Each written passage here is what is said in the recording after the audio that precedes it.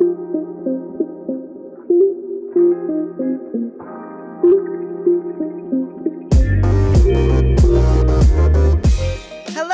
and welcome to another episode of Read, Return, Repeat. I'm Sarah Dixon. And I'm Daniel Peewee-Wardy. In this episode, we're going to look at ReadICT category number 6, a book about time.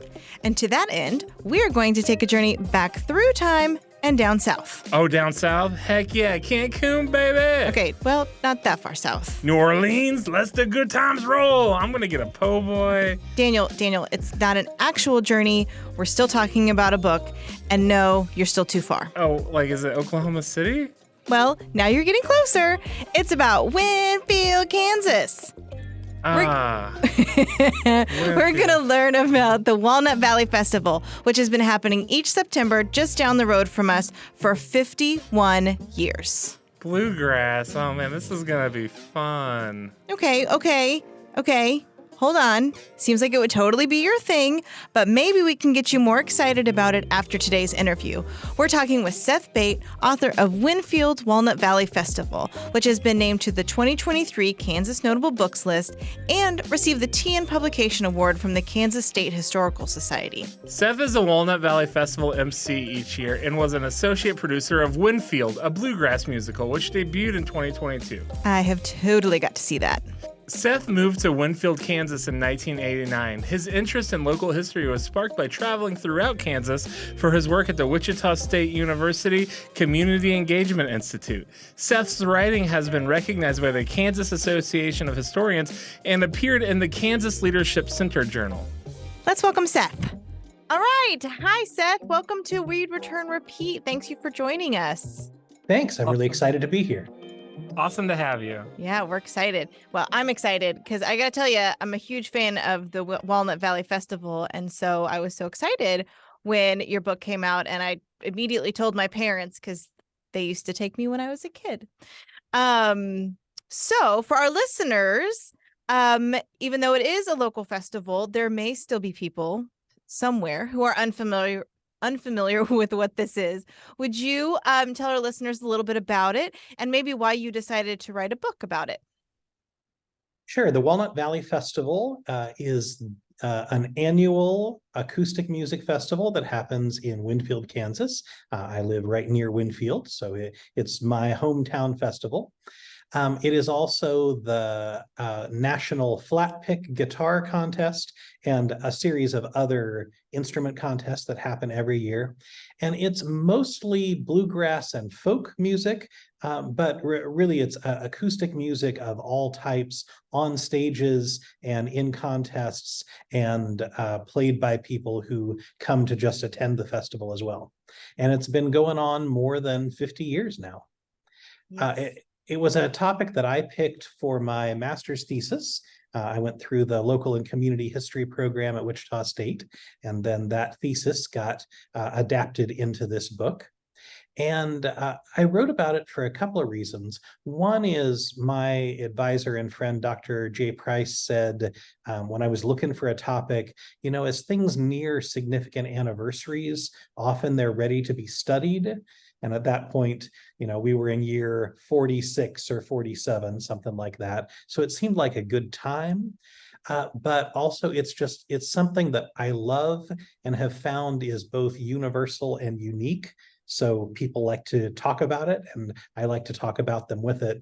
And then I do have a family connection. My father-in-law was one of the 3 people who incorporated the Walnut Valley Association, which is the company that has run the festival all these years.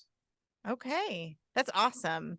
Yeah, like I said, it's always been something that's been near and dear to my heart. And so I love that it gets to be the topic of our podcast. I really like the approach you took with it. Instead of doing like a straightforward local history book, like a lot of times it's just like what single narrative, you kind of took the people's history approach.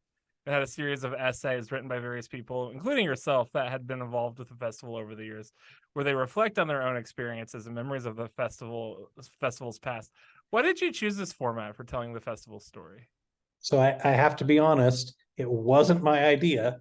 And at first I didn't like it very much. So the festival ownership and executive team, including Bart Redford, who's in charge of it these days, had been very cooperative and open as I was doing my thesis research.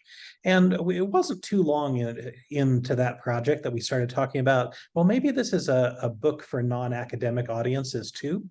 And so I just thought we'd strip out the historian-y stuff and we'll drop in some photos and we'd have a book. And Bart said, well, the festival's much more of a cooperative activity, and there's no one way to tell the story. What if we started curating and collecting reflections from other people too? And after I got over having my ego bruised a little bit, like my history wasn't good enough, I realized he was absolutely right. So we have essays and reflections by performers, by people who are campground attendees and have been since the early days, by people who serve as staff for the festival. And so there's no way to get 50 years into one book, but I hope by having those different perspectives, we at least have something where everybody who's come can see themselves. I feel like it really was effective, though, the people's history of the Walnut Valley Festival. I mean, the community is what makes it such a success. And so I feel like your book really captured that. So yeah, I mean, Yeah. I get wanting to take the more historical academic approach, but I do feel like in a book format, it was really effective. I liked it. I've read a lot of music biographies, and I always kind of sometimes I'm not a big fan of the narrative on them. I would much rather hear about from the people involved. So well, I appreciate that, and if you like that, you should also know there's a gorgeous picture book out there that Bob Hamrick put out a few years ago, and so I hope this is a nice complement to that as well. Awesome. We'll include that in our show notes so that if our listeners are interested, they can find that. What was the most surprising thing that you uncovered while researching the festival and for this book? It's or your paper? it's a really little fact, and it didn't make it into the book, maybe not even into the thesis. But when an event has been around so long, you just kind of assume that things have always been that way. So ever since I've been attending the Walnut Valley Festival, when you get your admission, you get it as a wristband. And I found in some early meeting minutes that the idea for the wristband came from my mother-in-law, Christy Murrett, because they were trying to figure out, having people pin things to their jackets wasn't quite working, and a paper ticket was hard to keep for several days. And she was the one who came up with the festival wristband. Okay. wait, did she nationally, or because I feel like it's a relatively new thing, so I wouldn't be surprised if Winfield was the first festival that did the wristband. I have no evidence of that, but let's just claim that right now. Winfield was the first place to do festival wristbands.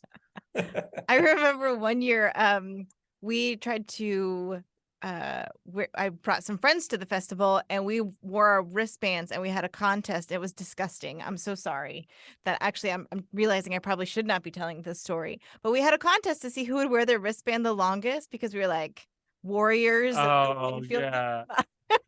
I remember doing that as a kid. It's gross. I mean, because they were plastic, you could shower in them. It was fine.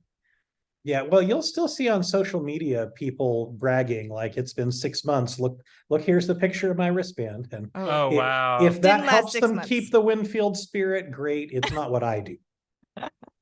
Yeah, that was only 1 year. So the Walnut Valley Festival focuses on what we consider folk music, which can include genres like bluegrass, Celtic, and even gospel genres that aren't as well known but attract people of all ages. What is it about these styles of music that seem to transcend generations? So my theory is that while all of those genres have had waves of popularity, so there have been times that bluegrass has been much more in the popular culture and times that Celtic music has been much more in the popular culture. In our lifetimes, none of those has ever been the default music. It's not what's shown up on radio or TV or the other ways that you access media unless you look for it. And so I think what feels a little timeless about it is it's music people actively go to places to hear or actively seek out.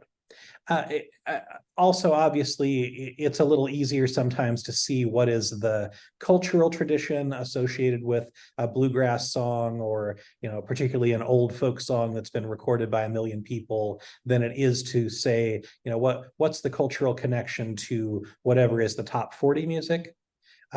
But to me, I think the biggest thing is that it's not what you hear by accident. It's what you hear when you go to a place to hear it.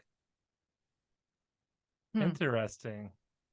But I feel like it also, you do hear a lot of music by accident while you're there, right? I mean, I think, well, I don't know. I'm going to stop that thought before it really gets going, because I feel like I'm going to lose myself along the way. But I like the oral history aspect of the folk music and bluegrass, being like, this isn't a song you read lyrics to. Like, it's a song you heard and heard enough that you know it, and just like carrying it on through generations, and like thinking about how far that goes back. Oral traditions are like really cool, and I like seeing that. I like that about the folk music genre. So yeah, that's Well, insightful. and for playing music with other people, I think the most important thing is to find a song that enough people know that you can play it in some way. So one of the campsites where I spend a lot of time is a group of people that call themselves Forkin' Folk. And kind of their camp tradition is, we have 100 songs in a songbook that most people are going to know. And if you roll up to our camp and you don't have some other idea, we're going to pick one of those 100 songs. And it might be one of those passed down a million times, like Roll in My Sweet Baby's Arms songs, where you can think of 30 verses. It might be a Taylor Swift song, but we're going to find something you know, and we're going to sing together. Yeah, I love that. Yeah. I was at a Civil War reenactment. I wanted to cheer for the Union troops, so I looked up John Brown's Body, and now I have it stuck in my head all the time. Like, John Brown's body is moldering in the grave. That's my most recent folk song acquisition. Okay. It's Well also done, a good one to you. do on a podcast because it's royalty free. Good to know. So smart. Yeah. So like we've kind of mentioned, there is this whole communal aspect to this festival. And I think it is different than a lot of other music festivals. Not that I've been to a ton, but not only do these musicians, they perform on stage, and then you'll often see them like roaming through the campgrounds and just jamming with people as they're walking through. You've got amateur musicians that just like to play, so they'll play with each other. They'll play at the different campsites. Do you think that there are other festivals out there? Do you think that are like this? Is this something unique to Winfield? To call it unique to Winfield would be going too far, because if you Okay. go to a bluegrass or a singer-songwriter festival, you're also going to see song swaps and jams and things like that. What's different about Winfield is, from the beginning, it was built to be a participatory festival. And so it's in the DNA completely.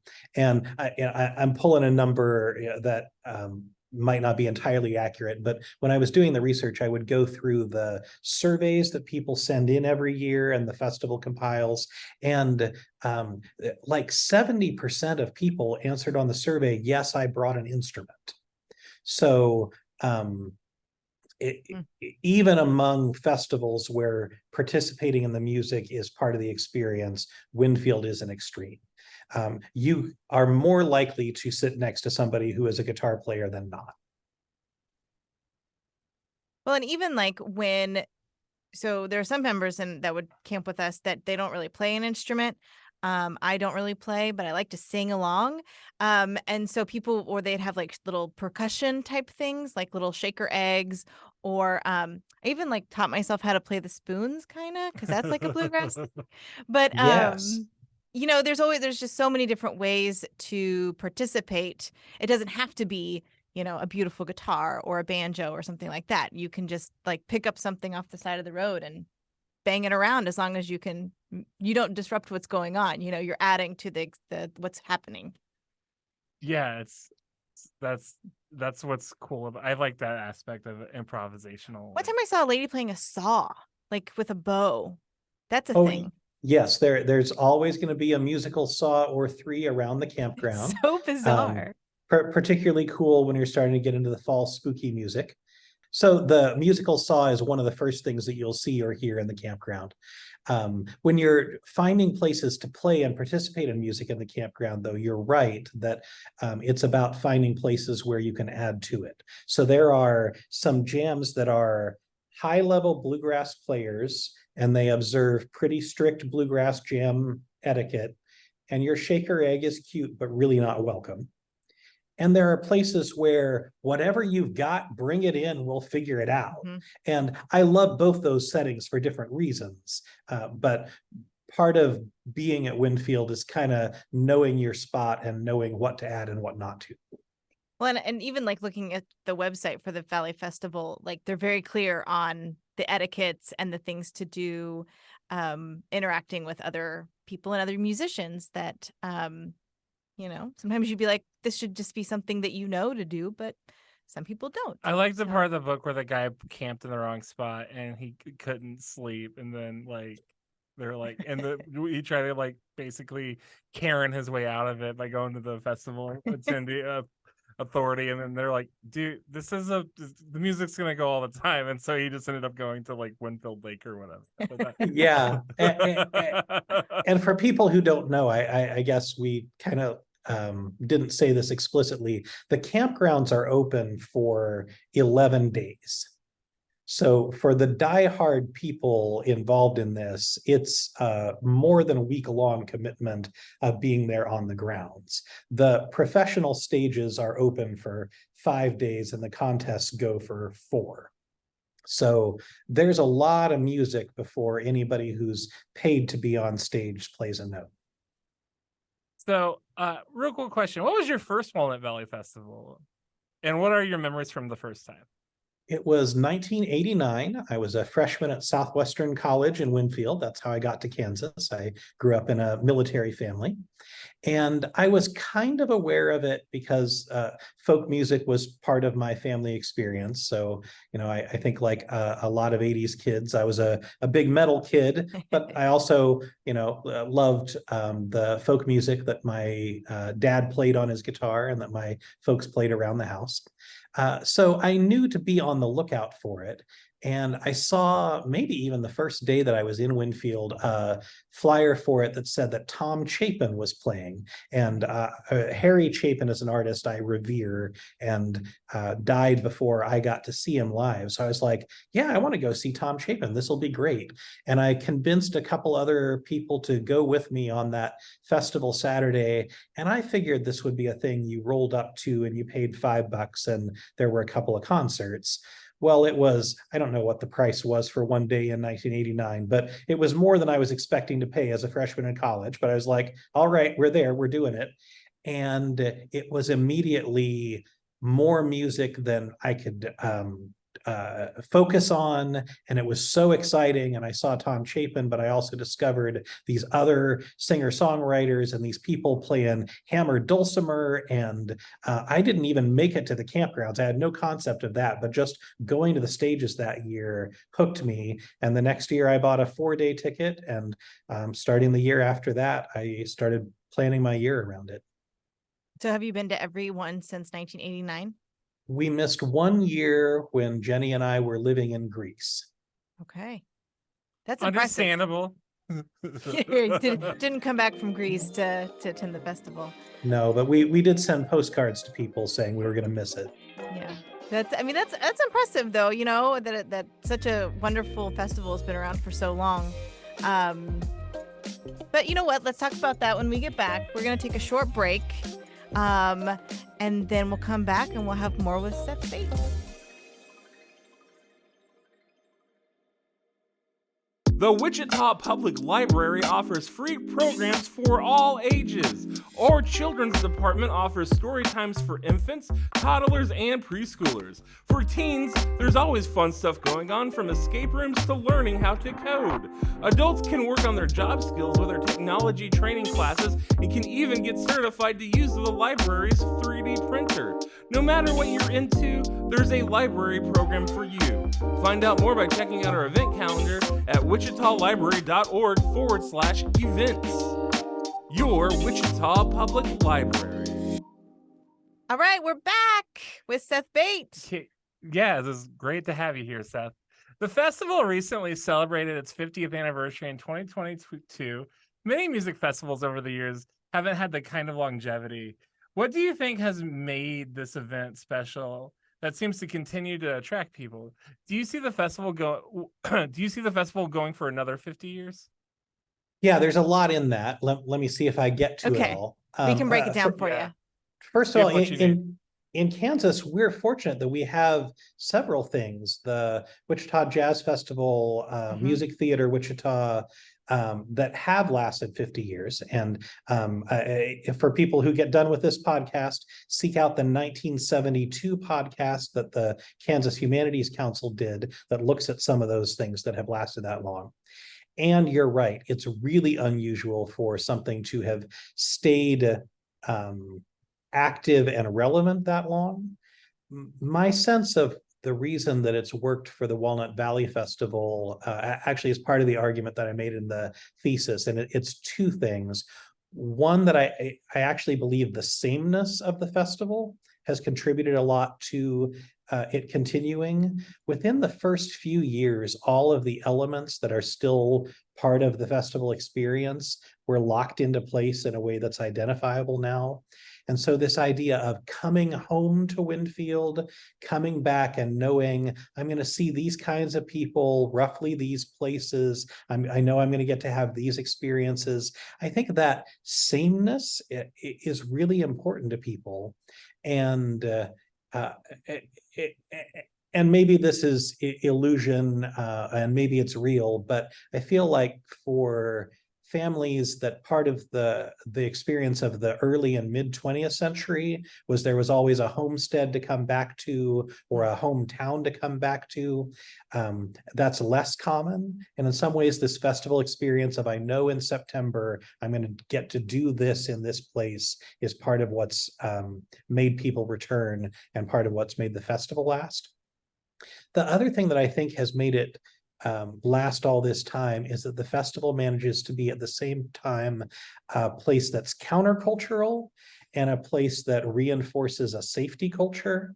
So, the festival started in 1972, and you know the kinds of things that were happening in 1972 in the United States. Things were really disrupted, and part of that was expressed through how people came together and took some of their clothes off and put some new chemicals in their bodies, right? And, had a little bit of a wild time. And there's some space for those kinds of things at the festival today. And at the same time, it's a place where you can come together and know that your kids are safe and sing gospel tunes and kind of reconnect with something that maybe feels a little more nostalgic and family oriented. And the festival has managed to be a place for all of that. And you talk about the sameness, and if you look at other longstanding festivals throughout the country, like Burning Man, it's honestly kind of surprising that like the festival hasn't ended with the fate that a lot of those other things with corporate takeovers and just like all the other longstanding festivals. So it's really impressive that you talk about the sameness is like, I feel like it's like a big part of why the festival is so great for so many people, because a lot of festivals have changed drastically over the years. Absolutely. And this is where I need to let people know I'm a student of the festival. I'm not a spokesperson for the festival, but it's pretty clear that there were 2 or 3 places along the way where the festival could have moved out of private hands. So the Walnut Valley Association was originally incorporated by 3 people. Within a few years, it was entirely owned by the Redford family. So almost all of its history, the Redford family has taken all the risks and whatever rewards have been associated with it. And they could have sold out. They could have gone for big beer sponsors or big soft drink sponsors. They could have sold to people who would have moved it to another place. And through I'm going to say a creative stubbornness, they just have not. And I think we're the better for it. Oh, absolutely. We're not going to see a holographic Bill Monroe anytime soon. I would pay to go to Rocky Grass and see the hologram Bill Monroe, but I don't want it at Winfield. Do you have to have a corporate sponsor to get a holograph? Yeah, they have holograph money.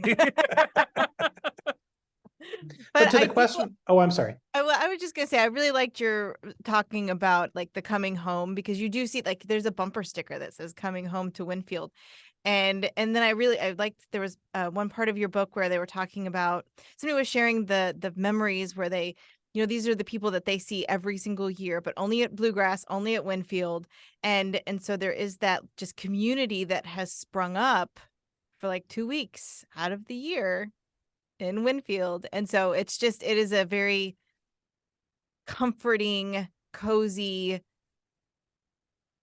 homey feel. I love that. I Well, got goosebumps. and I get a little choked up about it because from 1989 to now, the experience that I have in the rest of the non-Winfield world is increasingly polarized and increasingly tough for people to be together. And we come together and we make community together for this short period of time. And there are a lot of things that we don't talk about. And I know I'm camping with people who don't see the world the same way I do, and it works. And I just want more of that in my life outside of September. Music is the glue that holds. I don't know. I'll let it go there. Yeah. To the question of will this last another 50 years? It certainly has to evolve to recognize that the population that enjoys this music now is aging. This is getting passed on, but passed on to smaller and more focused groups. I have no doubt in 50 years that people will be coming to Winfield, Kansas for something that carries on this tradition. I think probably a lot of it will have the same elements it has now and that it had 50 years ago. I don't know if it will be the same structure. That's fair. But I think that, bluegrass is still very much, I mean, it's not hugely mainstream, but I mean, with people like Billy Strings or and then the folk movement has not gone anywhere. That's still, I mean, at least it comes up on my, we're coming up on a music nostalgia streaming spike. service. So, Yeah. I think that there's still something about those styles of music that speak to people in our generation. Hopefully, I think even in the younger generations, right? Yeah, but look at TikTok too. Like people are actually like learning dances again and like sharing them through media. And I can see something like that happening with folk music in some regards. People like learning a song by watching a video rather than like looking up the sheet music or whatever. So yeah, so maybe yeah. But you're right. It probably will have to evolve over the years, but hopefully it won't lose a lot more ukuleles. Bring on the ukuleles. It's so accessible. There's only what, 4 strings? Yeah. 4 strings. There is a quote by the musician M. Ward about how one of the greatest things about music is that it has the capability to time travel. Maybe this is speaking to this topic that we're just talking about. It also makes it the perfect fit for a book about time. Are there any songs that you can think of that bring you to a different time or place in your life that you want to share with us? I should say, you want to share on live podcast recording. Yeah, we could burn the rest of this time with answers to this question. But 2 examples from Walnut Valley Festival artists who've been important to the festival. One of those is Tom Chapin, since we already talked about him. Tom Chapin's kind of second career phase was putting out children's and family albums, and he released a round in the 1990, right around there, called This Pretty Planet. So when I learned it first, I was somebody going to the festival who was teaching Sunday school and being a camp counselor. So I learned this song for that. And then I had kids, and it was a song that I sang with my kids. And we're in our first semester now of being empty nesters. So I hear this song now, and it takes me back to all those stages of life.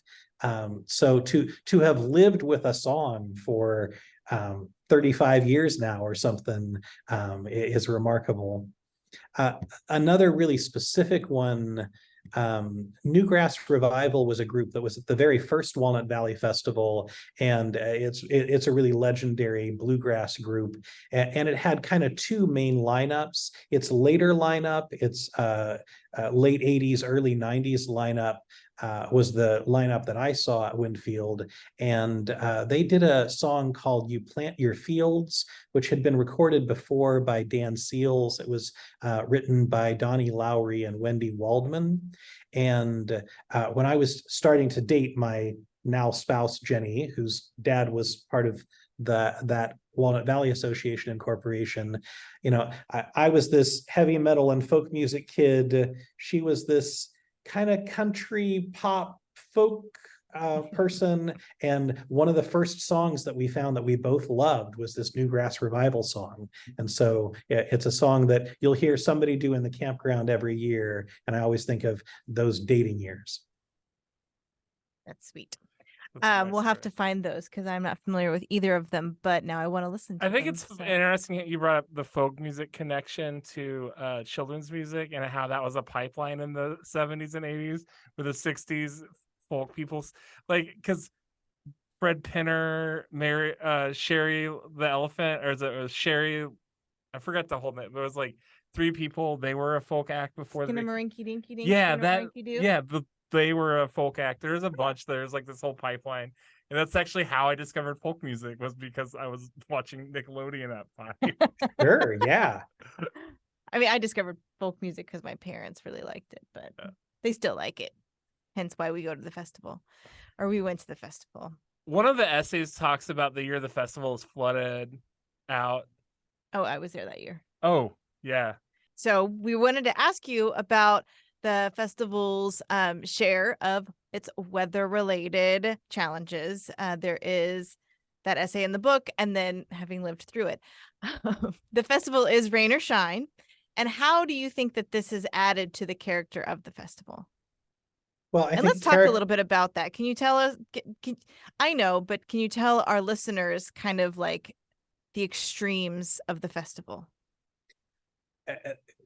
There are jokes that are all surprisingly true, that when you come particularly if you come for the whole camping experience, that you're going to get all 5 seasons, and sometimes the same day. And it's there was a guy who for a number of years kind of worked to get festival information online, a great guy named Don Chirac, one of those early coders and web guys, and he would go through and provide weather information historically. And there have been frosty days, and there have been flood days, and there have been 100-degree days. Like, that people that have experienced all of it. The weather is a character every year.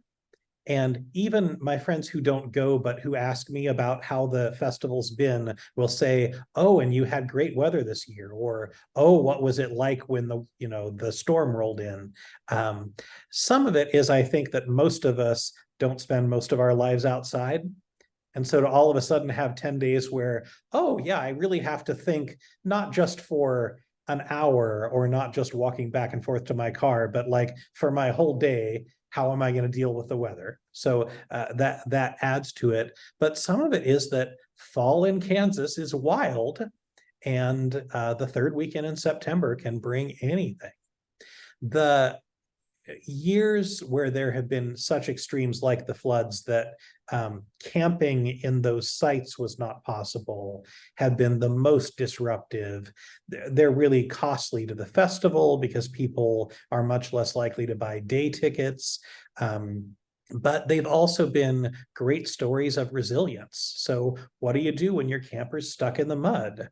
Well, a stranger with a tractor from down the road is likely to come pull you out.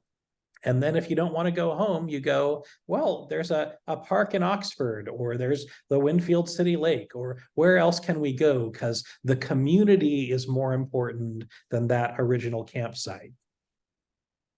And also, what's a wet tush between friends?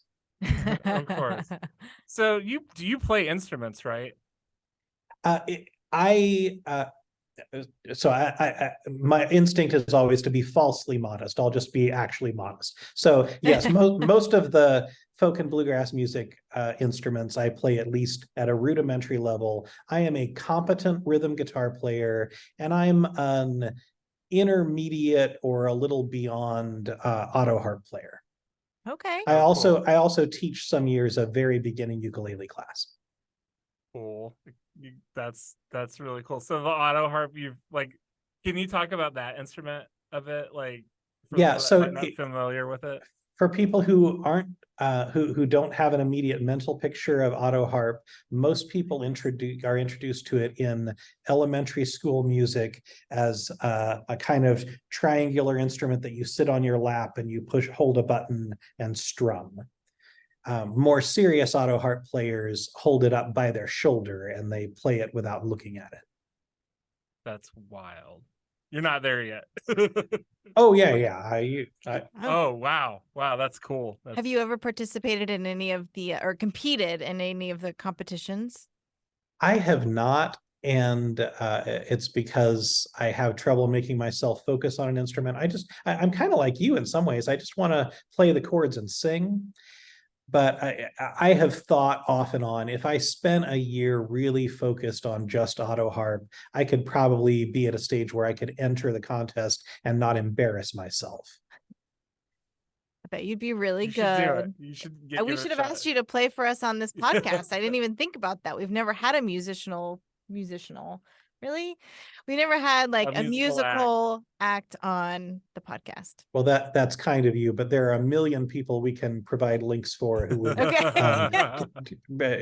instruct folks a lot more than I ever would. That's fair. Can anyone find your music? Is it anywhere online? Oh, have you recorded anything? Okay, yeah. So, speaking of the millions of links we could share, who is your favorite act to perform at Walnut Valley? Well, my all-time favorite, and it's an emotional connection, is John McCutcheon. And John McCutcheon is a singer-songwriter, multi-instrumentalist who has performed at Winfield every year that I've been there. There's a great quote by Michael McKean, the actor who also has been in those Spinal Tap and Mighty Wind, like those things. Michael McKean also writes music with his wife, Annette O'Toole. And he said something once that was like, a good song makes you cry, a great song lets you cry. John McCutcheon writes a lot of songs that let me cry. And there aren't a lot of people or places or moments in my life where that happens. So that's the enduring favorite. And he wrote an essay in the book, correct? He did, yeah. Yes. He contributed a really kind essay about what it's like to be a performer and why he comes back every year. That's awesome. But to ask about favorites is so hard because it's sort of like, well, do you mean my bluegrass favorite or my Irish favorite or my solo guitar favorite or my you could almost pick a name and I'd tell you why I love that bluegrass artist. favorite. Bluegrass favorite. So Alison Krauss is the obvious choice. It's hard to get better than Alison Krauss, but both as a favorite and someone that your audience might want to check out is Molly Tuttle, Tuttle. Molly, she's been a performer at Winfield one year. She is a phenomenal flat pick guitar player, flat pick guitar being the guitar style most associated with bluegrass. She's also kind of invented her own guitar style that's more of a clawhammer style, so borrowing from old time banjo techniques. And she's a great singer, and she's a great songwriter, and she always has just a blisteringly good band, and 2 full-length albums and an EP. But on the bluegrass side, it doesn't get better than Molly Tuttle right now. Cool. Great. I'm going to check her out. Okay.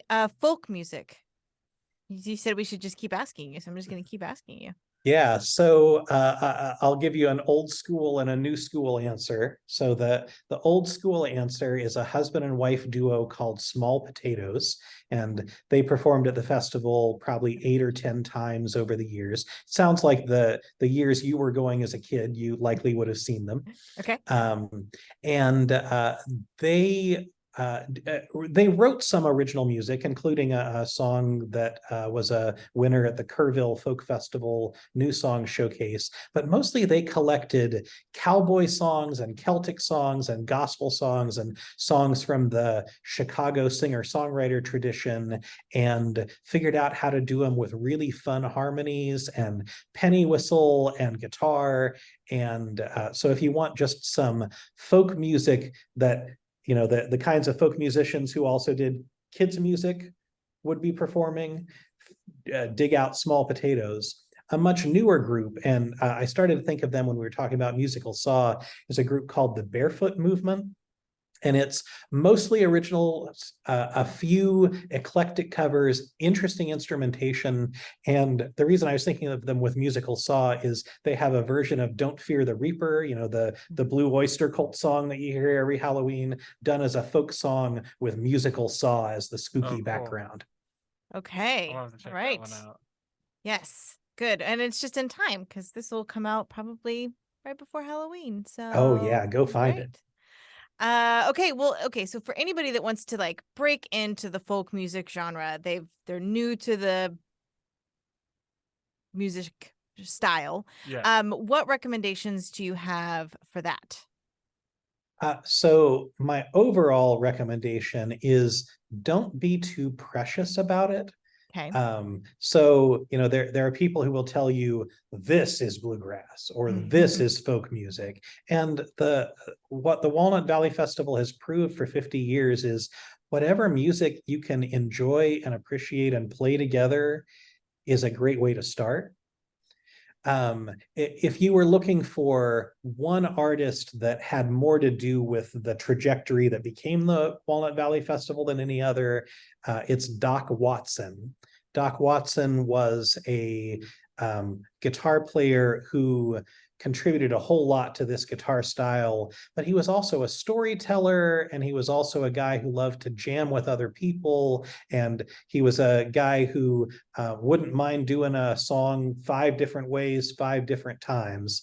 So kind of looking for something that's a little more historical, listen to Doc Watson and you'll get the feel of it.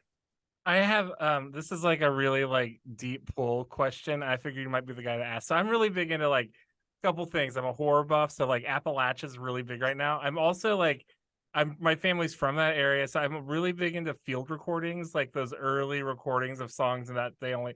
Do you have any recommendations for like good albums or compendiums, archival, like a good like? Do you have a favorite repository like that, like an archival album that is like from? Yeah,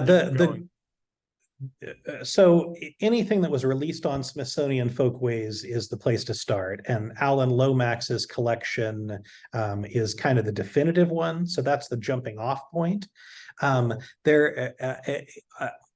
John McCutcheon, who I referenced early in his career, did some of that kind of work, and it's not difficult to find a documentary film that he did in the early 70s with, I'm going to say fiddlers, might have been mountain dulcimer players, but like he did a lot of just tell me who's the fiddler in this town kind of folk recording collections. And then the other artist you should check out, Betsy Ellis, who's from the Kansas City area and for a number of years played with the Wilders, who were just a phenomenal, lively, old-time group. Betsy is one of those students, particularly of fiddle players, who can tell you, here's this person, here's how you access their recordings, and here's why they matter. So lots of jumping off places for that. I loved the Wilders. We saw them on Stage 5 several times. Yes, and the Wilders are an example of a group that was pretty much playing old time music, which has some overlap with bluegrass. It's a little different, and people watching them didn't know they were just like this super fun jumping up and down country group, right? Yeah, super high so energy. you can enjoy the music without having all the academic labels for the music. Yeah, that's cool. I've I mean, honestly, I feel a lot smarter just talking to you about it. Well, But I would be interested in some of the things that you did research that didn't make it into the book. Are you planning any sort of like part 2, the academic version? I'm probably not returning to this subject with my academic historian hat on. I am interested in continuing to collect Winfield stories, Okay. and I don't know what is the future venue for that. And I would love to help the Walnut Valley Association turn its amazing collection of documents and images into something that's a little more research friendly for other people who want to come along and do this kind of work. So, some of it's a when I hit the lottery kind of thing. Sure. But our younger kid was looking at colleges, and she's a mountain dulcimer player. And one of the places that we visited, where she didn't end up going, was East Tennessee State University. And it has a fabulous bluegrass and Appalachian archives. And so one of the things that maybe could happen in the next few years is I'd like to learn a little more from them about how they've arranged things and see, is there something, maybe through the Walnut Valley Association, maybe in partnership with Wichita State University where I work, but is there a way that we can create an accessible archives here of the important bluegrass and folk music that's happened in Kansas? That would be awesome. that's As really, librarians, really we love that. Or maybe We don't I should have be room for it, talking. though. Yeah, maybe I should be talking with the Maybe. local history folks at the Wichita Public Library. Totally. I was maybe going to mention that to you after we signed off on this podcast. I mean, we might have some resources for you. Okay, so you're not revisiting it in this way. What other upcoming projects do you have? Where can we find your work? I'm not committing to them as projects, but a couple of my other Kansas research interests. One is Carrie Nation, and I've done some writing and researching about Carrie Nation and the band or the lady. actual lady who Good. smashed up the hotel. Yes, good question. I like the band too, but I'm specifically interested in Carrie A. Nation, the person. She's kind of my sweetie. Okay. Interesting choice, but okay. Well, I'm very interested in her relationship with a newspaper publisher in Topeka named Nick Childs. Okay. And I'm just very interested in how she was able to go viral with no authority. And I think there are some lessons for us now about how does somebody with no title capture attention, and then what do you do with it? It's the branding. It was the tomahawk. You know what? Now I'm interested. So great. You've already sold me. You're immediately interested. And then a much less fun topic, but one that I've done some writing about and feel like I ought to revisit, is about a Wichita-based evangelist named Gerald Winrod, who was both a perpetrator of horrific hate speech that was anti-Semitic and anti-Catholic, but also a victim of the US government clamping down on free speech during the World War II era. And so he's this completely unsympathetic character who also got a really raw deal. And I think that's an interesting story. That does sound very interesting. Okay, cool. Well, Seth, thank you so much for joining us on today's podcast. It was really great to talk to you about something that I love dearly. But also I learned so much just, through our conversation and through the book. Yeah, you're an awesome person to talk to. You have like a whole gigantic library of knowledge inside your head, and it's really, it would be cool to talk to you about other stuff too. So I know. Yeah. Stop anytime. Yeah, stop. Well, keep writing books so we can have you back. Excellent. And my office is at 2nd and Mead. Like we could meet for coffee, right? Okay. Cool. Yeah, that sounds great. Yeah. Well, Thank we'll show you both. the local history archive. Oh, I need to spend more time there. And for people who are interested in the Walnut Valley Festival, every year is the best year to come. I love that. Great. Well, thank you so much. Yeah, you get a great time talking to you, and we'll see you around. Check out Seth's book, Winfield's Walnut Valley Festival. Bye.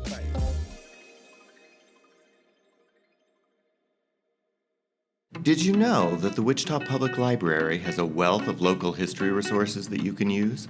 From old yearbooks to newspaper archives to genealogy databases, you can find it all here. Located on the second floor of the Advanced Learning Library, our knowledgeable staff can help you with every task, from finding newspaper articles that made Wichita history to researching your family tree. For more information, visit wichitalibrary.org/research/local history.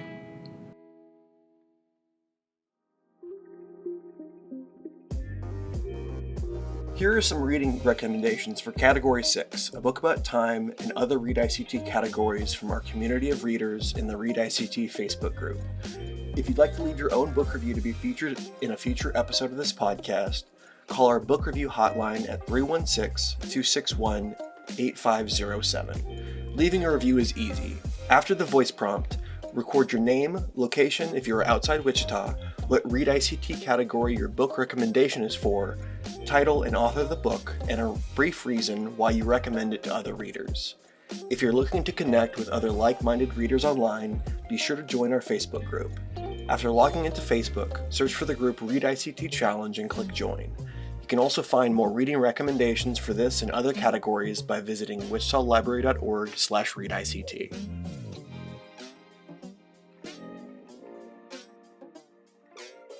Hi, my name is Michelle. I live in Wichita. I read Bride Story. It's by Kaoru Mori. And I really think it's a good book series because it really follows storylines from a different culture and a more of an anthropology kind of studying. And it really goes into like weaving and what the women do and how important culture and family connection, just how different our society is from someone else's. It's a manga, but it goes a lot deeper than that. Thank you. Bye. This is Katrina, and I was trying to reach the repair division of Chronotic Solutions. My rented FC3000 time machine seems to have stopped, and I don't know where or when I am. I found the book you put under the seat titled How to Invent Everything by Ryan North, and it does promise to help me rebuild all civilization with 96% fewer catastrophes this time, but I'm not sure I want to be in charge of inventing language or farming, and the appendix titled Useful Chemicals, How to Make Them, and How They Can Definitely Kill You is a little intimidating. Could someone please come and pick me up? Yeah. In the meantime, I'm going to focus on Chapter 9, Basic Nutrition, What to Eat So You Won't Die for at least a little while longer. But please hurry. Hi, my name is Alyssa. I live here in Wichita. The book I'm recommending is Little Monsters by Adrienne Brodeur. I think her last name is French. I'm not sure. I really liked this book. It was a good book that represents some different mental health situations. One of the main characters lives with bipolar disorder, and I feel like Adrienne did a really good job of showcasing what it would be like to live with a disorder like that. I also love how she wrote each chapter from a different perspective. I don't always see that a lot, and I really, really enjoyed how she wrote it and how she intertwined each of the characters and how each of their voices felt unique to each one. They didn't all sound the same. You could definitely tell the different characters within the story. Really, their voices shine through. And it was a book that I actually was recommended to me via Jeanette McCurdy's book club. I just happened to see that she recommended it to her followers, and I was like, you know what? I really liked her book. I'll read it and see what I think. And it turned out to be a pretty awesome read. So highly recommend, and that's it. Thank you. Vera Kohler from Derby, Kansas, fiction/thriller, Our American Friend by Anna Petoniak. If you're looking for a thrilling book about spies and the government, this might be for you. I enjoyed the journalist perspective and hearing from a First Lady's perspective as well. Hello, this is Jessica Gouvion from Wichita, Kansas. I'm recommending The Betrothed by Alessandra Manzoni. It's a classic. The reason why I'm recommending it is because it's a great adventure tale about a young couple in 1600s Italy. They're separated right on the verge of getting married, and they have to endure all sorts of disasters and meet a wide cast of characters in their attempts to reunite. Thank you. Hi, my name is Beth Burgess. I'm calling about a graphic novel category. The book is titled When Stars Are Scattered by Victoria Jameson and Omar Mohammed. When Stars Are Scattered is a graphic novel about a boy named Omar who grew up in a refugee camp in Kenya. It's a beautifully written look into the life of refugees and how hope can keep you going during hard times. Thank you.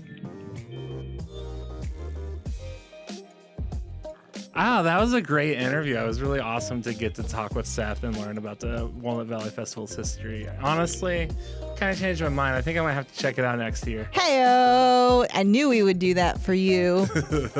I'll make sure to bring my spoons.